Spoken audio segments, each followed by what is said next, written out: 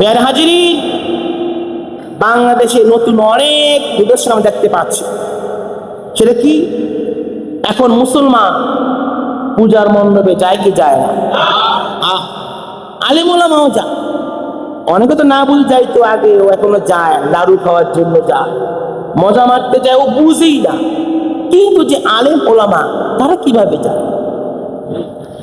তারা যাইতে পারে, এটা কোরআনে আছে, এবং কেন যাবে সেটাও আছে। বলে নাউযুবিল্লাহ। আল্লাযীনা ইয়াত্তাখিযুনাল কাফিরিনা আউলিয়া, আল্লাযীনা ইয়াত্তাখিযুনাল কাফিরিনা আউলিয়া মিন দুনিল মুমিনিন।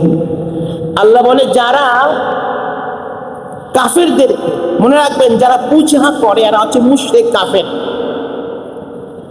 যারা কাফেরদেরকে বন্ধু হিসেবে গ্রহণ করে, যারা এরকম আল্লাহর বিরুদ্ধে শিরক হচ্ছে, যেখানে যায় পূজার মণ্ডপে যায়, আয়াবতাহুনা ইনদাহুমুল ইজ্জা, এরা টার্গেট হচ্ছে যদি এখানে আমরা যাই আমাদের ভোট দিবে।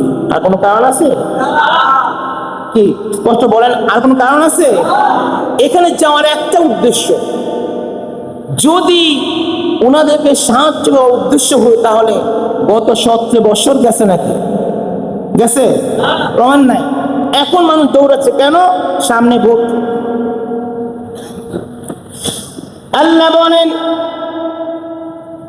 আয়াবতাগুনা, তারা কি আশা করছে, তামান্না করছে, ইচ্ছা করছে কি?